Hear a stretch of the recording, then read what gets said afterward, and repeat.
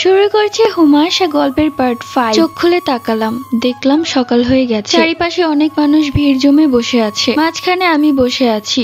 আমার নাকের সামনে অনেকগুলো শুকনো মরিচ ধরে রেখেছে এবং ঝাড়ু নিয়ে সামনে বসে আছে কালো কাপড় পরা এক ওঝা। আমি আমার শরীরে অনেক ব্যথা অনুভব করলাম। ভালো মতো হাত পায়ে তাকিয়ে দেখলাম ঝাড়ুর কাঠিগুলোর দাগ বসে গেছে, কিন্তু আমার কোনো কিছুই মনে পড়ছে না কেন। আমি চারপাশে তাকালাম, মাকে কোথাও খুঁজে পাচ্ছি না। এই অবস্থায় মাও আমাকে ছেড়ে চলে গেল। চোখ দিয়ে অঝরে পানি পড়ছে আমার। তখনই আমার বাবা সেই কবিরাজকে বলে উঠল, এইটা আমার মাইয়া না, এইটা একটা রাক্ষসী ডাইনি। বহু কষ্টে কালকে ওর হাত থেকে রক্ষা পাইছি, নয়তো কালকেই আমার শেষ করে দিত। পেছন থেকে আমার দাদি এসে বলল, এই অলক্ষী জন্ম থেকেই আমগো ঘরে অভাব নিয়ে আইছে। আমি শুধু অঝরে কাঁদছি, কি বলবো, কিছুই বলার ভাষা নেই আমার। তখন বয়স আমার মাত্র 16। এইটুকু বয়সে তাদের এত অত্যাচার আমি আর সহ্য করতে পারছি না। একে তো ছোট থেকেই অভাব অনটন, তার উপর বাবা নামের মানুষটার থেকে এত অবহেলা, আর এখন তারা আমাকে কিভাবে শাস্তি দিচ্ছে। আমি তখন বাবাকে বললাম, আমাকে ছেড়ে দাও বাবা, আমি এখান থেকে অনেক দূরে কোথাও চলে যাব, আর কখনো তোমাদেরকে আমার মুখ দেখাবো না। তারপরও ওনাকে এই অত্যাচার থামাতে বলো, আমি আর সহ্য করতে পারছি না, আমার শরীরটা ব্যথা করছে। তখন বাবা বলল, চইলা যাবি, আমার ঘাড় মটকাইতে পারস নাই, এখন অন্য কারো ঘাড় মটকাবি ডাইনি।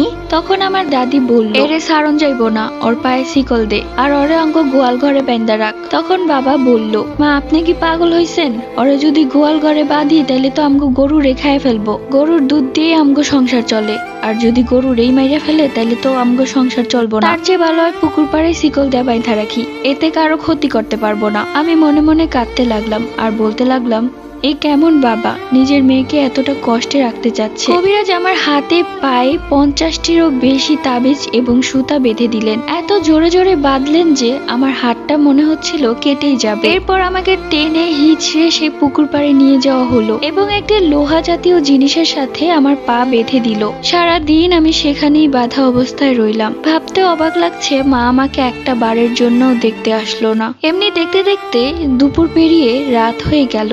সারাদিন কেউ আমার মুখে এক ফোঁটা পানিও তুলে দেয়নি। ক্ষুধায় আমার পেট ছিঁড়ে যাচ্ছে। সবাইকে অনেক চিৎকার কান্নাকাটি করে ডেকেছি, কেউ আমার জন্য খাবার নিয়ে আসেনি। দেখতে দেখতে রাত হয়ে গেল। চারিপাশ থেকে শেয়ালের ডাক, আমার কলিজাটা যেন বের হয়ে যাবে ভয়ে। মনে মনে যত দোয়া দুরুদ মনে পড়লো পড়তে লাগলাম। গলা শুকিয়ে কাঠ হয়ে গেছে। পুকুর ঘাটেই বেঁধেছে আমাকে, কিন্তু পানিও ছুতে পারছি না। মুহূর্তের মাঝেই অজ্ঞান হয়ে পড়লাম। আমি তাকাইনি, কিন্তু অনুভব করলাম কেউ আমার কপালের চুলগুলো সরিয়ে দিচ্ছে। আস্তে আস্তে করে তাকালাম, সেই কালো অবয়বটা আমার সামনেই বসে আছে আর আমার চুলগুলো সরিয়ে দিচ্ছে। আমি তাকে কাঁদতে কাঁদতে বললাম, দেখেন আপনার জন্য কি হলো।